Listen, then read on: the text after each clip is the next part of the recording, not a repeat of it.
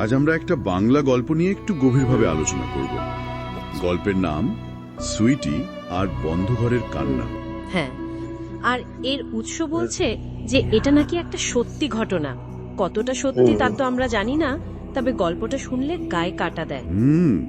শুরুটা হচ্ছে জানুয়ারি মাসে, বেশ ঠান্ডা তখন। ঠিক। আর গল্প যিনি বলছেন তার পরিবারে তখন একটা শোকের ছায়া। কাকা মারা গেছেন কিছুদিন আগে, 15ই ডিসেম্বর। তারও আগে মানে 11ই ডিসেম্বর কাকা হঠাৎ করেই বাড়ি ছেড়ে চলে যান, কোনো কারণ না জানিয়ে। একদম। আর ঠিক তার এক মাস পর মানে 2024 সালের 11ই জানুয়ারি এই অদ্ভুত ঘটনার শুরু। সেদিন বিকেল গড়িয়ে প্রায় সন্ধ্যা, বেশ চুপচাপ চারপাশ। হ্যাঁ, সেই সময়ে কেউ একজন একটা ছোট্ট কুকুর ছানা ফেলে রেখে যায় পাড়াতে। বয়স কত হবে? এই ধরুন 4-5 মাস। মেয়ে কুকুর, দেখতে কিন্তু ভারী মিষ্টি। কেমন দেখতে? বড় বড় চোখ, খুব শান্ত চাহনি, রংটা হালকা বাদামি, শুধু লেজের ডগাটা সাদা। আচ্ছা, ওর নাম রাখা হলো সুইটি। হ্যাঁ, সুইটি। আর এখানে মানে রহস্যের শুরুটা, সুইটিকে রাখা হলো মৃত কাকার বন্ধ ঘরে। সেই ঘরটা যেটা কাকার মৃত্যুর পর থেকে খোলাই হয়নি। একদম, একটা বন্ধ অন্ধকার ঘর, সেখানে সুইটি। ব্যাপারটা প্রথম থেকে কেমন যেন একটু অন্যরকম লাগছে, তাই না? তা তো বটেই। তো সুইটির কি হলো, মানিয়ে নিতে পারলো? প্রথম দিকে খুব ভয় পেয়েছিল, মানে স্বাভাবিক, বন্ধ দরজার ওপারে খুব চিৎকার করত, আছড়াতো। কিন্তু কয়েকদিন পর থেকে একটু শান্ত হলো, মানিয়ে নিল যেন। কথকেই তোর দেখাশোনা করতেন? হ্যাঁ, তিনি দিনে রাতে খাবার দেওয়া সব। ডাকলে নাকি লেজ নাড়তে নাড়তে কাছে আসতো, চুপচাপ। কিন্তু এই শান্তিটা বোধহয় বেশি দিন থাকেনি। না, থাকেনি। কিছুদিন পর থেকেই রাত্রিবেলা সুইটির অদ্ভুত চিৎকার শোনা যেতে লাগলো। অদ্ভুত চিৎকার মানে সাধারণ ঘেউ ঘেউ নয়? না না, একেবারেই না। বরং মনে হতো যেন খুব কষ্ট পাচ্ছে বা ভয় পাচ্ছে, একটা আর্তনাদের মতো। ভাবুন একবার, ঘরটা বাইরে থেকে তালা দেওয়া, ভেতরে আলো নেই, ঘুটঘুটে অন্ধকার। আর সুইটি সেখানে একা। এই চিৎকারটা দিন দিন যেন বাড়তেই থাকলো। আর এক রাতে তো মানে পরিস্থিতি আরও ভয়ের হয়ে উঠল। দরজার ভেতর থেকে আঁচড়ানোর প্রচণ্ড শব্দ আসছে। আঁচড়ানোর শব্দ? হ্যাঁ, আর সেই চিৎকারের মধ্যেই মনে হচ্ছিল যেন কেউ ফিসফিস করে কিছু বলার চেষ্টা করছে। বন্ধ ঘরের ভেতর থেকে ফিসফিস আওয়াজ? এটা তো গা ছমছম করার মতো। ঠিক তাই। কথকার বাড়ির লোক ছুটে গিয়ে দরজাটা খোলে। কি দেখলেন? দেখলেন সুইটি ভয়ে একদম গুটিয়ে গেছে, ঘরের একটা কোণায় লুকিয়ে আছে। তারপর? দরজা খুলতেই নিশ্চয়ই পালিয়ে গেল। হ্যাঁ, দৌড়ে বাইরে বাগানে গেল, নিজের কাজ সারলো, কিন্তু তারপর আর পালায়নি। পালায়নি?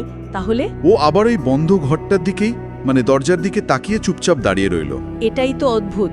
ভয় পেয়েও কেন আবার ওই ঘরের দিকেই তাকিয়ে থাকবে, বা কেন সেখানেই ফিরতে চাইবে? ঠিক, রহস্যটা এখানে আরো ঘনীভূত হচ্ছে। আর শুধু সুইটি নয়, পাশের বাড়ির একটা কুকুরের কথাও তো আছে গল্পে, বরবটি। হ্যাঁ, বরবটি, রোগা শান্ত একটা কুকুর। সেও নাকি একই সময়ে অদ্ভুত আচরণ শুরু করে। কি রকম? সেও রাতে ওই সুইটির ঘরের দিকে তাকিয়ে কেমন যেন করুণ সুরে কাঁদতো বা ডাকতো। যেন ওরা দুজনে কিছু একটা বুঝতে পারছিল, যা আমরা পারছি না। কে জানে।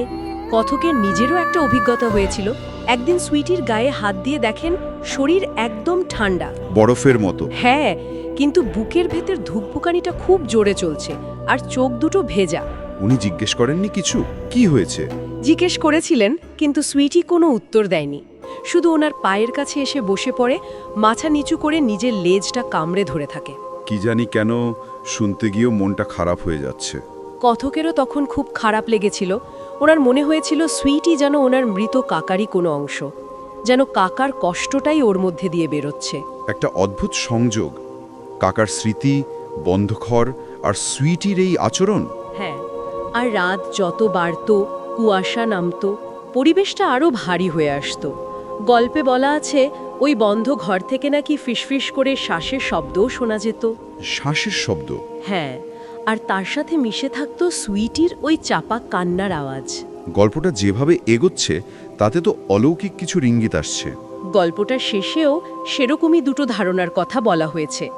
একটা হলো সুইটি হয়তো কাকার আত্মার সঙ্গী হয়ে এসেছে, অথবা ওই বন্ধ ঘরের মধ্যেই হয়তো অন্য কোনো অতৃপ্ত আত্মা ছিল, যে সুইটির একাকিত্বে ওর ভয়ের মধ্যে নিজের সঙ্গী খুঁজে পেয়েছিল। আর বর্বটি, পাশের বাড়ির কুকুরটা, তার ব্যাপারে ধারণাটা হলো ও হয়তো বুঝতে পারত, মানে সুইটি রাতে কাদের সাথে কথা বলছে বা কাদের উপস্থিতি টের পাচ্ছে। সত্যি অদ্ভুত একটা বিষণ্ণ অনুভূতি হচ্ছে গল্পটা শুনে। হ্যাঁ, একদম। তবে এই অলৌকিক ব্যাখ্যাগুলো যদি আমরা একটু পাশে সরিয়েও রাখি, একটা প্রশ্ন কিন্তু থেকেই যায়। কি প্রশ্ন?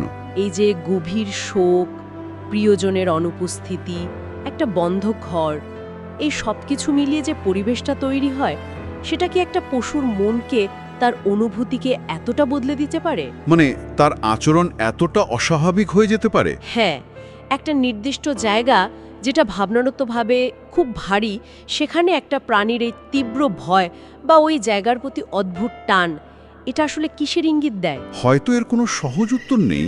হয়তো নেই, কিন্তু এই ঘটনাগুলো আমাদের ভাবায় মানুষ আর পশুর মধ্যেকার সম্পর্ক, বা হয়তো আরও গভীর কোনো রহস্য নিয়ে ভাবতে বাধ্য করে। ঠিক, এই ভাবনা